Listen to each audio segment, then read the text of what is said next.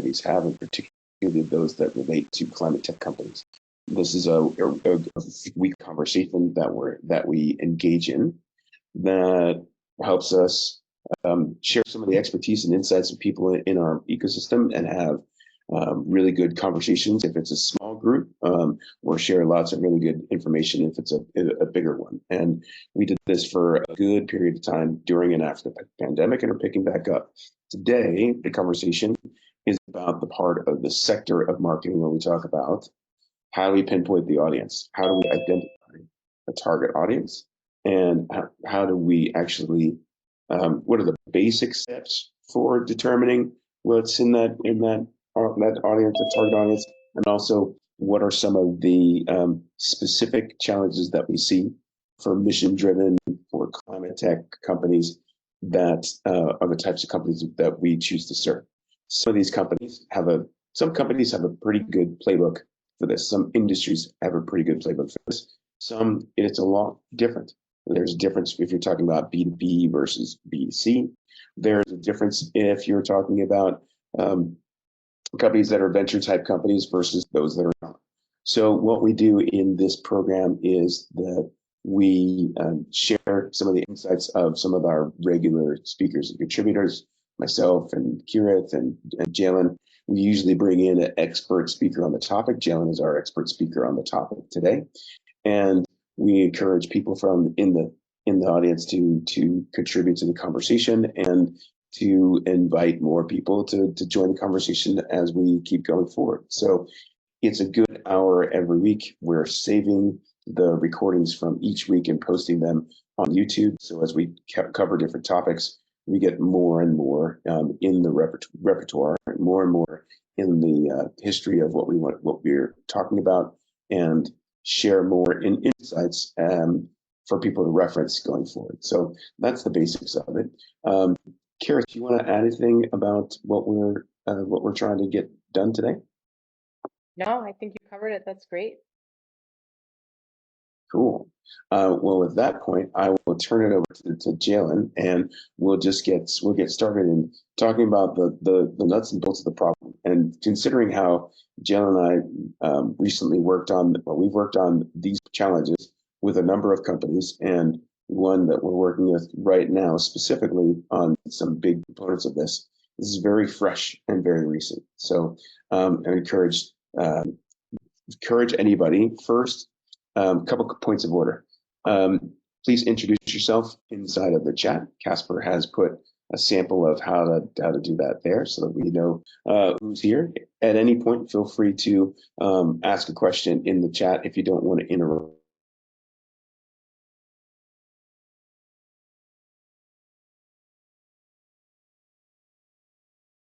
So for me, Phil is frozen. Is everybody else? I'm glad you said it. I was like, is that my internet? No. Yeah, I was thinking about the same thing. Hi everyone, happy to see awesome people in the room. Yeah, he was just getting to the good stuff about how you guys can introduce yourself and engage. I think the part that he stopped at was if you don't want to interrupt, which I don't think will be an issue because I'm very open to you all talking or engaging. And I'll ask a lot of open-ended questions so that we can all be active. Oh, Phil's back. I was just about to finish up the point that essentially, if you have questions, feel free to throw them in the chat. I'll try to answer as well. But I have no problem with you all just coming off mute and us talking through it. But Phil, I think that's where you got cut off at. Yeah, I have no idea where I got cut off. It just disappeared. So I'm sure you picked up for me, and we're ready to jump into the conversation. Awesome. Well, thank you all for joining. I'm excited to help you all go down this journey of better understanding your target audience. I'll tell you first a little bit about myself. My name is Jalen Gildersleeve. I'm originally from Flint, Michigan, for everyone that's in the States. But I went to school in Atlanta and then lived in California for the last almost 7 years. Aside from this, my background is essentially in digital marketing. My first actual real job after college. Oh, awesome. That's super dope. So I went to Georgia Tech, and my first real job was launching Uber in Atlanta. Feels like such a long time ago now. It's almost 10 years ago. I got to launch Uber and Uber Eats in Atlanta. Also got to help work on their launch team in New York. Obviously, Uber is a unique case where pretty much anybody could be their customer. So that experience though propelled me into a lot of cool things like my own AI startup, which I had a nice exit from in about, I guess, 2018, beginning of 2019. And now what I do is I actually run a digital marketing agency where I get to help people with these type of problems all the time. So I'm excited to be here with you all and to take you through this, and identify the importance of your target audience and your differentiators, as the title talks about. Um, so I actually want to run this a little bit different. I like having sessions. Obviously, I'm going to give you all a ton of information, but I like engaging with the audience and trying to understand what type of questions, before we even get started, so I can try to answer them eloquently as I go through the information I'm going to share. I don't have a pitch deck or any of that stuff. So sadly, you all have to look at me or each other or whatever. But I'm curious, did anybody come in with any like burning questions or maybe common misconceptions that they care to share before we get started about target audiences, user personas, or differentiators? I'll just jump in. This is Kirith. I guess for me, one thing that I've noticed, particularly in like startups, but then also in existing companies who are starting, a new revenue stream or program, is identifying that target market can sometimes be almost too broad. And so it ends up being like this sort of chaotic path to, we don't exactly know where we're going. So I would love to hear you talk in some real detail about this idea of developing user personas to help narrow the target audience. Yeah, well, I have a whole section planned just about about user personas, and I Yeah. even have some examples that I'm going to share as well. Phil, you want to add something? Yeah, I was thinking we probably might want to.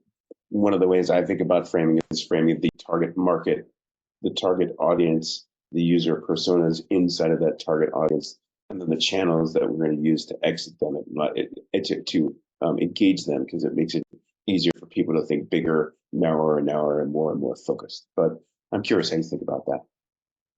I completely agree. I think that's a great framing. I mean, most of startups is they're always working towards more specific. In the broader sense, when you start off with your ham, sam, sam, which is like this weird adage that everybody talks about in startups, typically where you're talking about your total addressable market, which is like the largest size, or not total, yeah, total addressable market, then or no, that's the second size, but then your specific addressable market. Either way, it keeps getting smaller into where you're very honed in on what you could actually reach, and then knowing that. So in the framing that you said, Phil, that's another one of those startup techniques where you're going more and more specific. So I think the user persona anchor is really, really powerful. Or customer personas, they're pretty much the same thing. It just really depends on which business you're in. Most times you say user persona if you're like a app company or a software company. Customer personas if you have a product, typically. But let's start off in a base place, and talk about when they say defining your target audience, like the significance of that. I think especially when you're in these broader, like when you're in a climate solution, for instance, the issue is most times people think most people care about this and anybody could be my customer because climate affects everybody, right? And this is one of the times where I usually tell people to take some time and really think about several factors. Other than your demographics, there's a lot of other things you could be checking into, like the psychographic. So not just where they are and what they live, but how they think about this problem. Do they even care about this problem? Do they know they have it? And then it gets even more in depth into your behavioral segmentation. So how do they act? What are they doing on a day-to-day basis? And things of that nature, right? Most of the time, using the lean startup methodology, and thank you for those links in the chat, you really want to talk to your potential customers. And the school of thought that I'm trained under, it's not necessary, it's elements of lean startup, but I got trained by this guy named Dr. Merrick First. He's a professor at Georgia Tech, and really, he pretty much doesn't want you to even say you have a true business until you've talked to 100 customers or potential customers or people who really are having the problem through whether it's customer surveys, feedback, Socratic questions, where you're talking to them about the problem without telling them specifically what the problem is. And these tools and techniques can really help you learn leaps and bounds about your business, because I think the smartest thing to do when trying to get into your target audience, yes, you want to clarify your persona, but you want to verify that persona is who you think it is and are going to do what you think they're going to do. And that's when the psychographics and behavioral segmentation comes deeply into play. Before I keep pushing on, because I don't want this to be a long session of me just talking at you all, I really want us to be as engaging as possible. So I want to stop there. And obviously, I am technically the expert in the room, but we all have lived experience, right? So I would love to hear other people's perspectives or insights on this as we get into it, because I think there's a lot more to get into. And pretty soon I'm going to share a detailed customer persona and kind of show you the way we look at examples of what this looks like. So it can kind of show you one example. Sadly, I won't have a climate example to show you, but it'll still get the job done. But I'll open it up and see other insights and things you all want to highlight. Yeah. Yeah, go I for it, have David. yeah, I have some insights. It's a little bit, it's interesting. Well, first, so Jalen, I want to challenge this a little bit, just to be honest. Sure. I And love that, it. so now I understand your perspective. It's an outsider looking in. You want to do discovery. You want to understand everything. But what if you have an insider that has been there for like 10, 15 years, and now that person has witnessed something and has seen processes, procedures, technology not work and knows how to work it better. Now, that is a different perspective. It's not I'm outside trying to get into the business. I have something and I'm trying to make a business out of it. Right. So that perspective for me, that's where I came from when it comes to creating building lens. And I've had such a difficult time, just to be honest, with explaining what I know because it's all I know. You know what I mean? I fed my family on energy efficiency for the last 15 years. You see what I mean? So Yeah. I'm getting better at that, talking with you all, but it's throwing that, the lean startup method, outsider looking in, and that is applicable, I believe, to people want, like if I go from this business to a different type of technology business. You see what I mean? I have to do my research, but like it's a little different. So I just wanted to put that yes and in there for you. So yeah. Now, first of all, thank you so much for sharing and sharing that with us. I appreciate your vulnerability and being able to share your own personal experience. I think that's really powerful. I think that is also part of the process. You can definitively be an expert, have true insights, have even the Rolodex of these potential clients or customers where you've seen this problem, and it still will be valuable to go through this exercise Yes. 100%, because though that is super powerful, it's yes, as you said perfectly, yes, and because yes, you have these insights from access, but you still have to get access to more customers unless your only customers are going to be the people you already know, right? So you still have to, I still would recommend the personas and building them out. I just think they'll be even better because you know these personas, you know the job titles or the roles of the people experiencing this problem. You have more intimate experience. So I actually think it works with this methodology because it's positioning you better with more insights. When I pull up this example of a user persona that we've done, it'll empower you even more to understand their pain points, Mhm. their psychology, where they went to school, how did they get to this role? Like, did they go to school for this specific thing, or did they learn it? Because that's the other thing that people don't realize is most people in jobs today, they didn't go to school for the job that they have. They had that job after, and then the job became into something they teach at school. So anyway, that soliloquy aside, I think you're actually in a very empowered position, and I really appreciate the insights.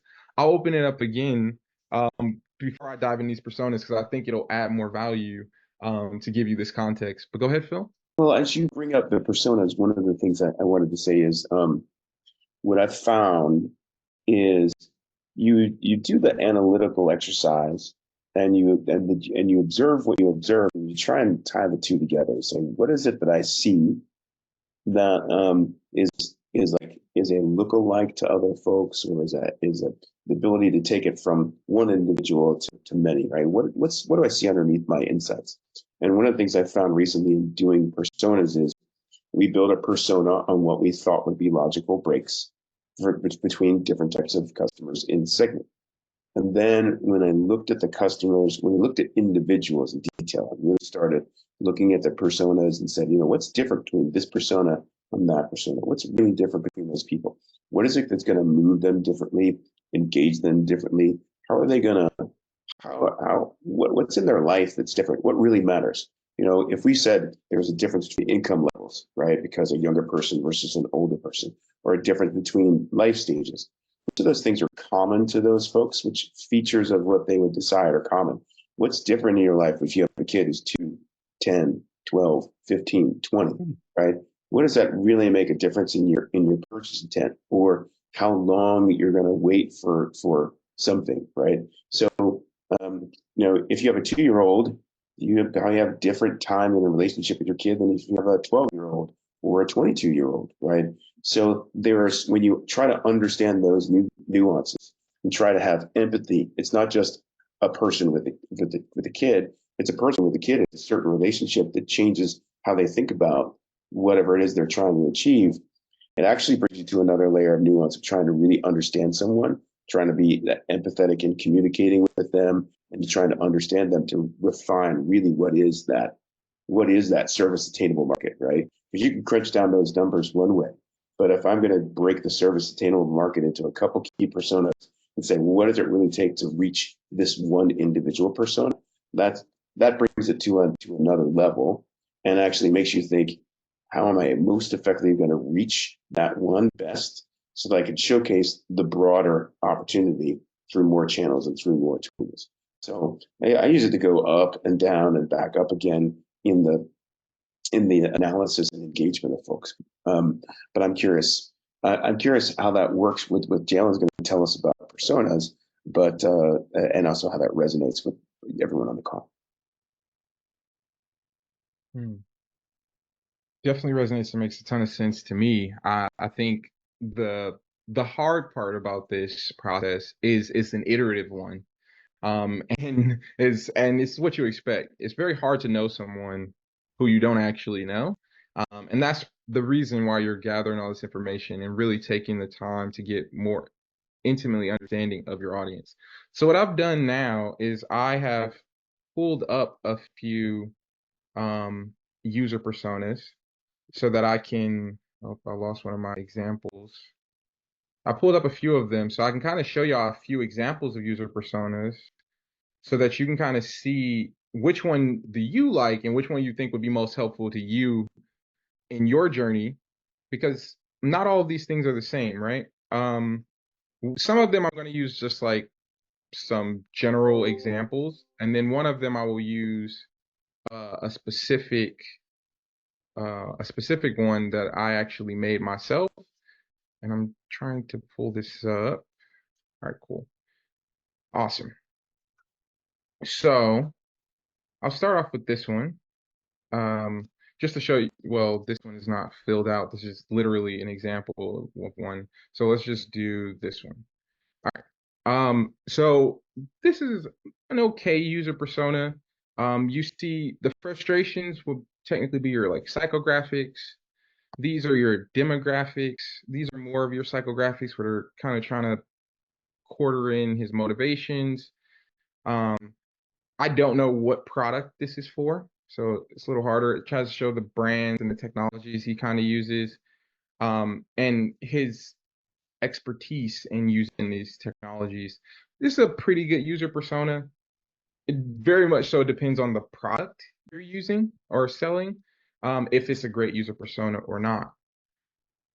Similarly, this in a similar way is pretty good. It shows the technology she's using and how she uses them, the psychographics, some demographics, some psychographics. It's kind of giving you a feel for her personality type.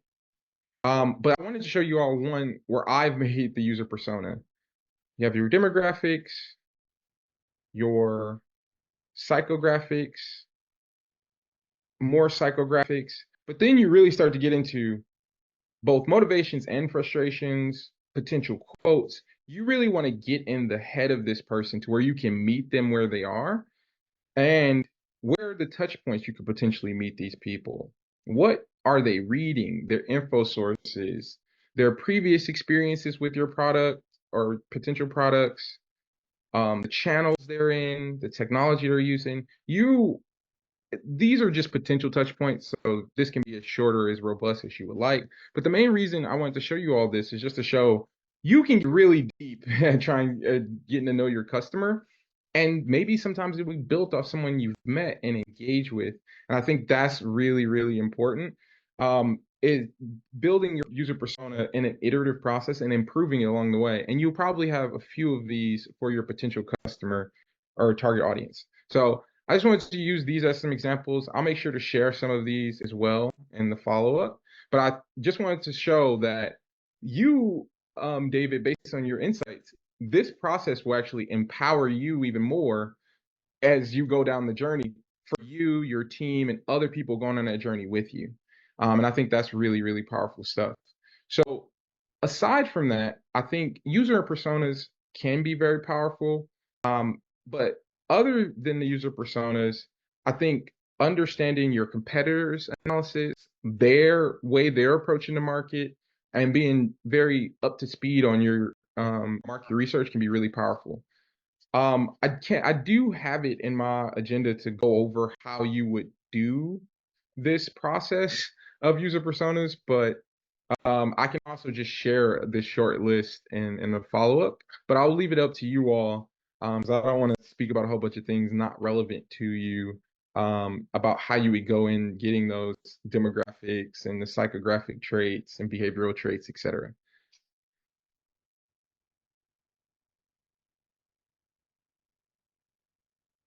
So were you asking David a question? Yeah, go ahead, David. No, I'm asking the audience in general, if because we can continue deeper into the user persona pathway, and I can explain how you go and get this information, where you can find it, those things, or I can keep going deeper into the process of differentiators, and start and continue down that way, and we can just share these notes, because I've made I have a whole process for it, and I'm happy to share it because it's pretty ubiquitous. I'm pretty sure you'll be able to find it on the internet too, but I'm happy to share it as an additional resource, along with those other user personas. No, so Jalen, yeah, I like the persona. It's way more than what I think about. So it's like, yeah, that definitely would add a lot of value. I think about, we're all, and I would love to hear others in their businesses, their trials and tribulations or whatever they're going through. But with Building Lens, it's a two-sided market, right?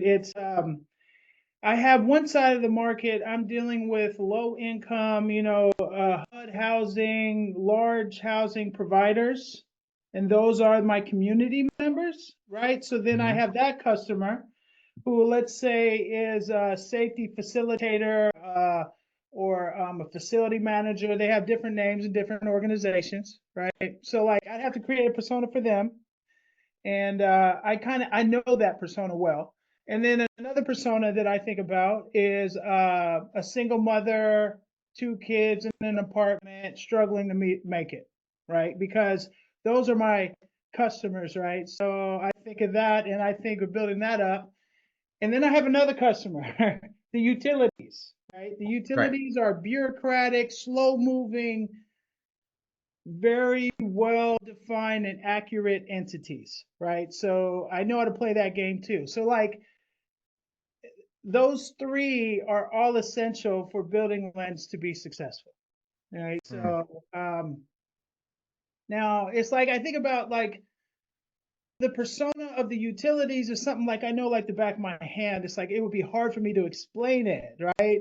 But I'm still dealing with and understanding my community. I grew up in a community, so yeah, it's different. But yeah, that's just my insights to what you're talking about. It's just like I got homework to do for three personas to really continue to elevate what I'm doing. Well, the best part is you know this game, right? So that's one of the things that I really want people to take away from this is personas are nice, but knowing your audience is the game, right? Knowing their pain points. So say these utility people, right? Say those different roles. You know the jobs that are probably going to be the people who are going to move to action. You know their background, their income, how they make decisions, maybe like what type of people they are, what schools they went to, their way of thinking about a problem. When is it going to be painful enough for them to pull a trigger and make a decision? So these all play into your personas. I think really it's helping you to better understand your positioning. And there's a lot of ways to go about that as well. But yeah, no, I'm glad that it's helpful. I'm happy to first welcome Gabriel and see if there's any other questions or insights that you all have gleaned that you want to share before I start talking about your differentiators or differentiation.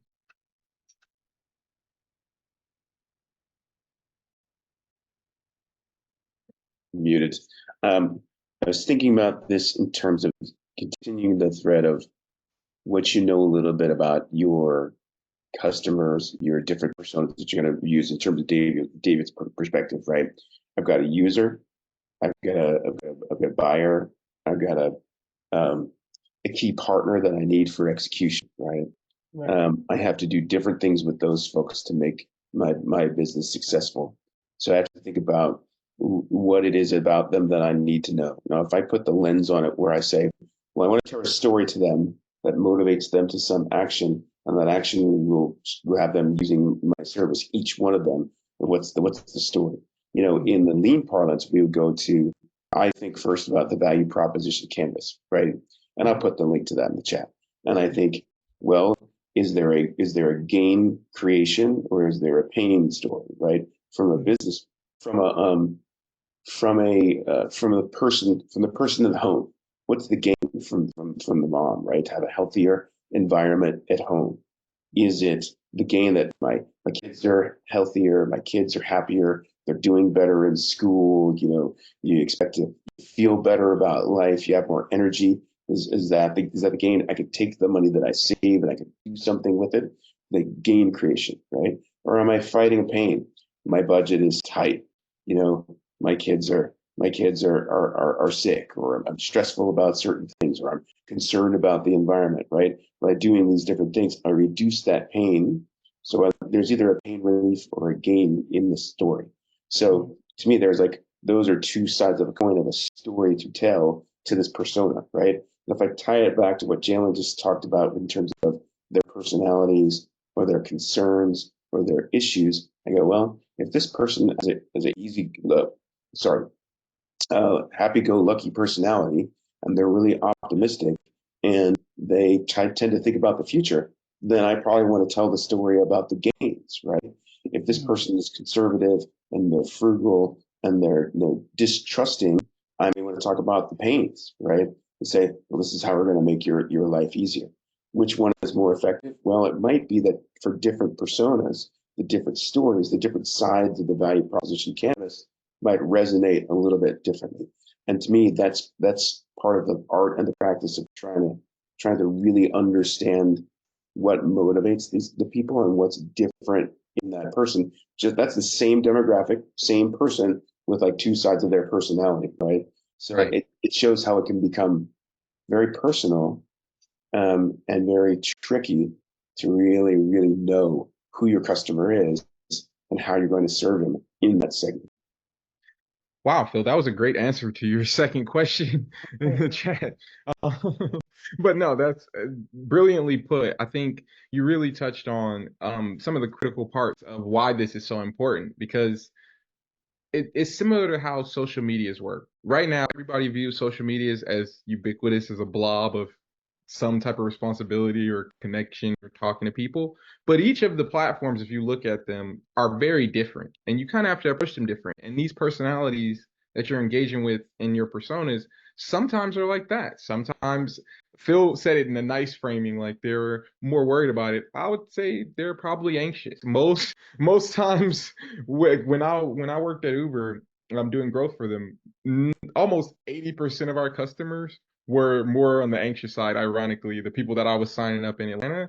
And what we actually end up doing is we set up many different touch points to sign them up because Uber is a service you need to sign up people for before they need to use it. Like if you're drunk leaving a baseball game, you do not want to be trying to sign up for Uber or leaving a foot. It's not what you want to do. So we have to make other touch points to meet them where they were.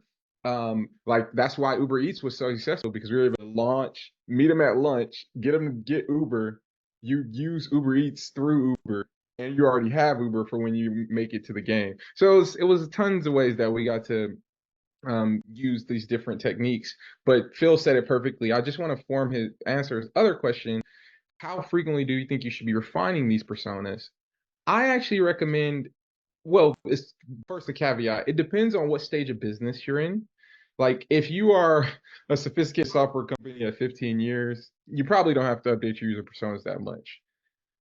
After product market fit, you probably have to update them maybe once a year, depending on the stage of the company and your revenues. And if you open a new product SKU or something like that. But typically in the early days, I recommend updating them about once a quarter, or at least revising them, revamping them to make sure the information still rings true. Because you may be working, in your case, David, you may be working with the utility person who is the director of innovation and Heinz New Technologies. And you might have some marginal success, but then you realize if I work with the CTO, I actually need a whole persona just for this person. So just some insights that may help there. But great comments, Phil. I really appreciate those insights. And you already touched on the unique value prop, which I was definitely going to get into when we start to identify these differentiators. So with a good time check, what I've noticed is we've had some great conversations. Again, to fully welcome Gabriel to give him some context on what we've covered, and he'll of course get the video. But what we mostly covered is why it's important to identify your audience and define your audience, techniques and tools that you can use to better understand your audience and to reach them, psychographics, demographics, and behavioral segmentation by identifying an audience, and then how to develop some elements of a effective customer persona, and we compared some different variations. That's pretty much what you missed. We were getting ready to go into identifying your differentiators, and it pretty much starts off with what is a competitive market and knowing the importance if you're in a competitive market or not. Lean startup, they'll say maybe they don't do this anymore, Phil, with the blue ocean, the blue ocean visualization. Essentially, are you in a blue ocean or not? Well, I mean, the key differentiators for most people and most products are the product, the service, and the brand and the experience that you create for people. Um, with climate technology specifically and climate solutions, what I've noticed is the hardest part for climate founders is they believe that everybody is in their camp. Like, we know we're hurting the planet and we want to be a part of the solution.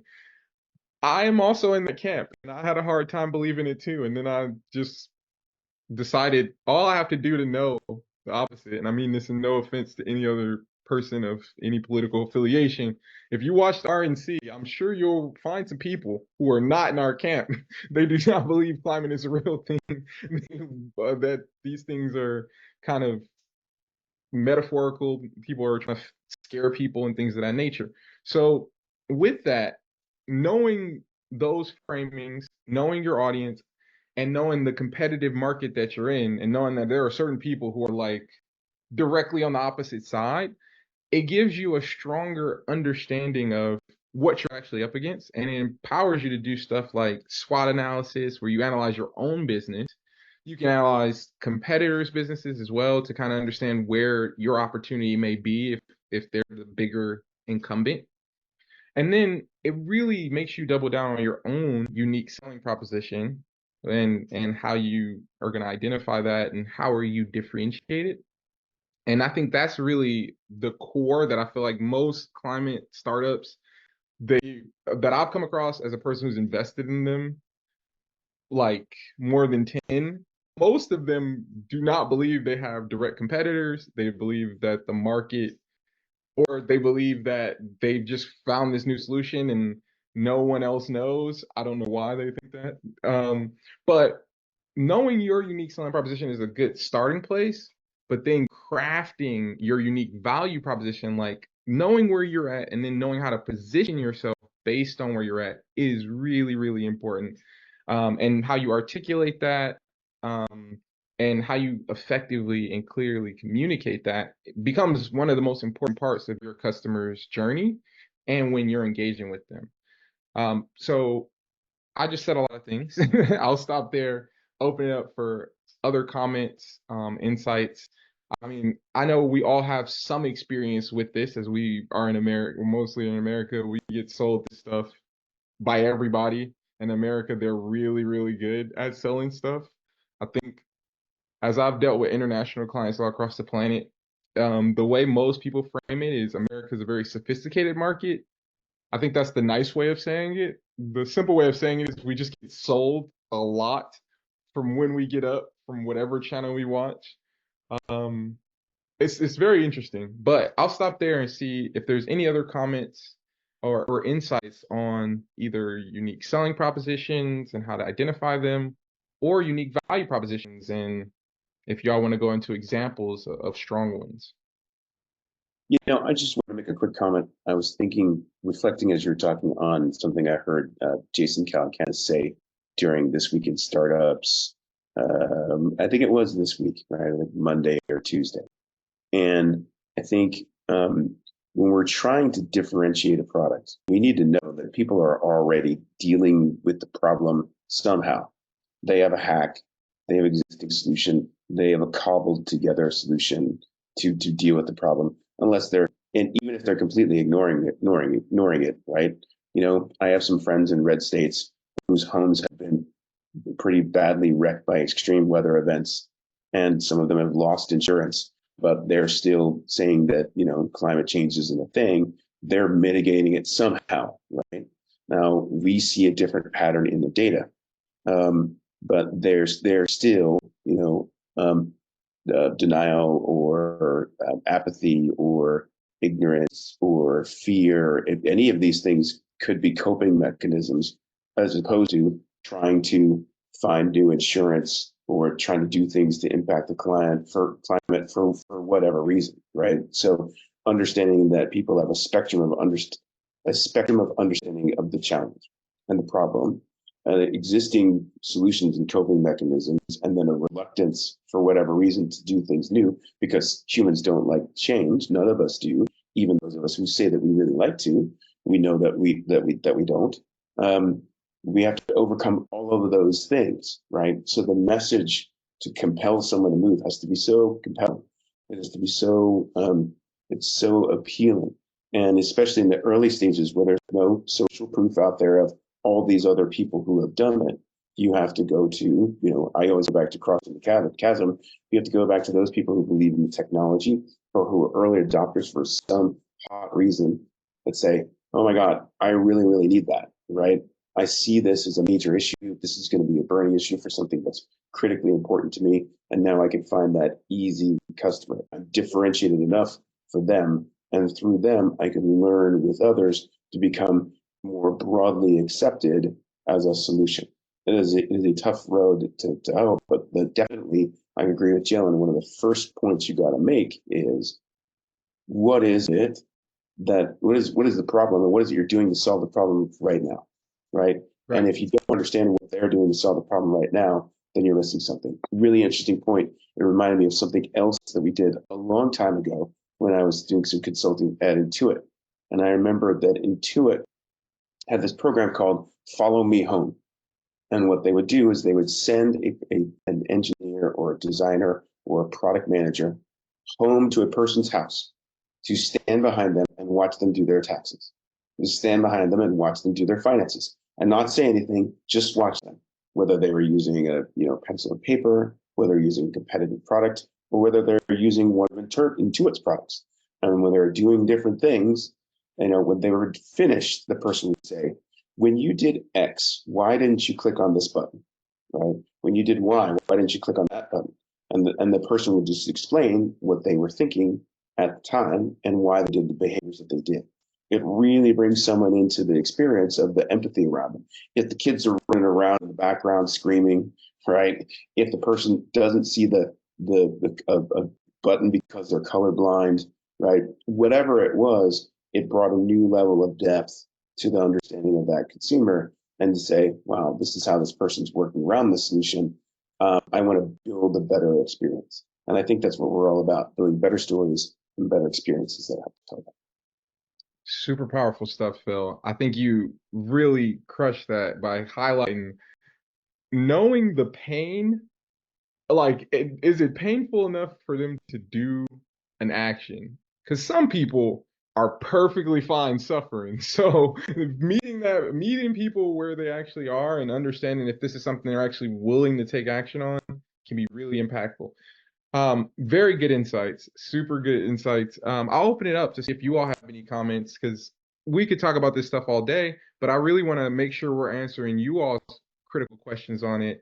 And with us only having about 8 minutes left, I'm happy to open it up more for more questions, as we've pretty much covered the key differentiations and those general ways of knowing your audience. And I'll make sure to share you all some resources on the back end, similar to the resources Phil shared. Maybe we'll do like a resource bank or something, because I have a ton of stuff on this that's specific for climate tech startups, that I think could be very helpful.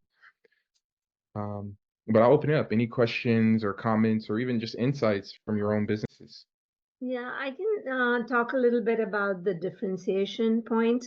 One of the things we found in when I was working in the company called Indigo with digital solutions for sustainable agriculture, the issue was the company was too differentiated in a way, and they were relying heavily on these messages of, we're here to disrupt the world of commodity agriculture with our solutions that's going to dramatically change your life. And the company soon realized that those kind of messages weren't resonating with their target audience, and they had to really refine and fine-tune the message so that they weren't as differentiated.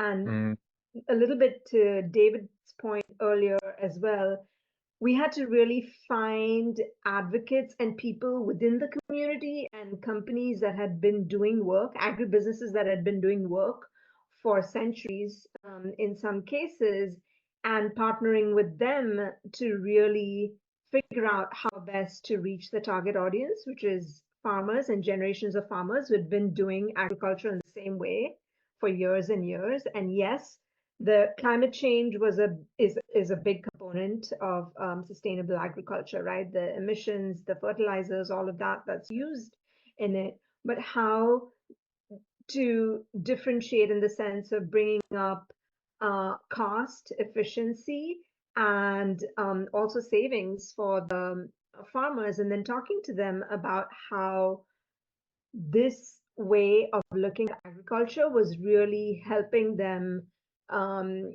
create a legacy and then keep agriculture safe for future generations. So there were a lot of nuances that a quote unquote disruptor, East Coast based disruptor that had raised billions of dollars had to learn by just, doing a lot of field research, hiring a lot of folks who had actually worked in the field and had worked closely with the farmers. They did a lot of that in the beginning, but the initial way of approaching it was really training them about the solution and trying to almost force fit that solution, where Mm. instead of spending enough time understanding the personas, and then to Phil's point as well, shadowing them in place rather than getting a group of people in a room and talking to them about how they did their work versus really understanding what they actually did versus what they were saying. So Right. mind-blowing insights from all of that, which helped us really refine our marketing strategy, our approach, our pricing, and communication as well. So yeah. Super powerful. Thank you so much for sharing that. It's so timely and relevant, specifically in this audience, because I think, yes, you want to be able to differentiate yourself, but it's really important that you meet your customer where they are. Mm-hmm. And that is really, really important. And that's really what that's what the user personas and the target audience, knowing your audience is all really about. Yes, you want to bring them to a shift or a paradigm shift to being able to be a part of the solution, but you have to meet them where they are. And you have to understand if this is something they're really willing to take action on. To my previous point with Phil, yeah, it might be a terrible thing. It might be costing them $1,000 a year, but it might, in their mind, cost them more money to do something different. So meeting them where they are and understanding that pain and going on that journey with them is a really key part of this. All of this to me is the peak of and the jump off point of your customer journey. As Phil could tell you all day, you really want to understand the journey you're inviting them on, what it's gonna be like, what the expectations are on their side, what the expectations are on your side, and really making that process as seamless as possible. And it's tough, especially in a company like Lena referenced. Once they get to scale, things get different. They could be serving a small audience. They could be serving a small audience that pays them a lot of money, and it only gets more complex in cases where you maybe you have a product that will serve an end user, but they're not the person paying for it. So then you have to sell one person on paying for it, and you have to go convince another person to use it consistently. So these are just the different ways and things to take deeply into account when going in this journey and this process. And I think with climate, I think of course the time is critical, and yes, it really matters. And it's a lot of noise. There's so much noise and so much information in this space all the time. It's not as bad as AI is overall, because right now I'll tell you that it's a very noisy space. But it is a ton of information coming out constantly, and it's also kind of a political weapon right now too. So there's so many factors in it, and it's really important to be having kind of like an ear to the ground to understand what people think is happening versus what is actually happening and what actually matters. But with that, I'll pass it to you, Phil, to bring us on. Yeah, I was just going to hit on your comment about the noise, right? There's a lot of noise for a number of reasons, right? And I think it's mainly because of the fidelity or the reality of the solution, right? If you talk about building management systems type solutions, plug level solutions, getting consumers to change and optimize their behavior, we've tried that 2 or 3 iterations of that in my career, seeing this, right? So we got to say, what's going to be different this time around? What's going to make there be a difference? If it's a brand new to the world, that could be a brand new to the world technology, right? Or a newer to the world technology, like fusion could be a game changer, right? Should be a game changer, but could be, bring other issues to it. Hydrogen, solar, better approaches for renewable energy storages. They're better than they were, right? They don't require a whole lot of technological innovation to make that happen. But there are other ideas that people have tried it before that have come circulating back. So they add to all the noise of what the heck are we going to do in energy efficiency? And that's just one of many different layers of what people claim to be the most important thing to do for climate, right? If you're a vegan, it's stop meat. If you're about energy, it's renewables and stop big oil. If you're about consumables, it's about plastics and chemicals. So it's fractures and fissures, and having a pretty clear message about what the real impact could be of what people do. That's a tougher one to do as well. I see you had a point, David. No, I was thinking about your point. You made it so well. I just wanted to add a little bit more color to the energy efficiency stuff, and just from my experience, and I know we're supposed to get out of here. But if you think about it, we have been doing energy efficiency since the 1970s, and we've proven that it's cheaper than building power plants, right? And if you really think about that, then you understand you can't save energy. You can only avoid future energy use. So avoiding future energy use, that methodology is it's like the 31 flavors of Baskin Robbins. It depends on what utility you talk to, right? So I think as this industry evolves, we're all going to see that is that the utilities have been doing this for a very long time. They just do not know how to innovate. They're allergic to it. You know what I mean? So like, I truly believe that the technology stack that's been around for the last 3 or 4 years, combined with the new social aspect, can make it happen and be scalable. It's right there. So like, we have to remember that this is a very young industry. It's like the wild, wild west right now, right? We don't know what protocol you're going to do ADR on, or this or that or the other. So, I just hope that we all start looking towards the people that have been doing this for a while. So yeah, that's my only comment. Yeah. Well, powerful points being made. I think it's a very interesting space. It's a very interesting time in that space. Yeah. I hope we do start to pay attention to this, because it's going to be really critical, as AI right now has the usage of energy at an all. I don't think people have paid attention. As we've really gotten more efficient at using energy, we've gotten really bad at stopping AI from making it go through the roof. And yeah, so many things we could talk about there, but I just wanted to take a brief moment to thank you all for taking the time to come here with us today. We look forward to seeing you all in the next one. I hope you all share insights and feedbacks on how we can make this more valuable and more useful to you all. But I really appreciate y'all taking the time and sharing your insights. That makes it all the better and makes it more worth it. With that, I'll pass it to Phil, I guess, to close us out. Yeah, thank you everybody for coming. Thank you, Jillian, for sharing your time. Thanks to the team who helps produce this. We are doing this in the month of July. We've been experimenting with relaunching Wisdom Wednesdays. We are probably going to brand it a little bit more Throughline. We're thinking about starting next month with Throughline Thursdays. We're continuing though this month on Wednesday with the topic around marketing. Next week we look a little bit about finance and organization. We're growing some of our partnerships. Next month we'll have people coming from WeFunder to talk about whether or not to crowdfund. We have a quarterly feedback from the PitchBook climate tech analyst, who's going to give a quarterly review of climate. It's going to come every quarter. We've got a commitment from Wilson Senior to come in and talk about organization and IP and other issues. We have a couple of leading finance folks who are coming in with information about how to structure your company, how to take advantage of opportunity zone legislation for tax benefits for your company, non-dilutive capital, both in debts and grants, and a whole lot more. So we'd love to see you come back. We'd love to see you share issues that matter to you and that you see in the ecosystem. Send them to us by email, respond in the Luma, and bring a friend, invite a friend.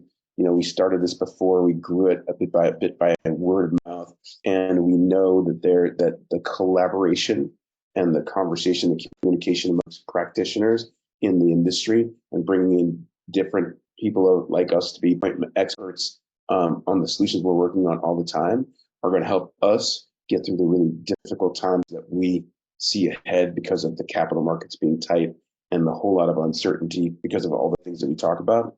And we're here to be a support and provide insight and wisdom to help people, do with the thing that they're called to do.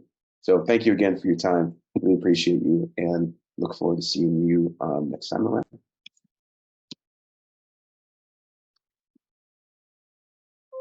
Bye.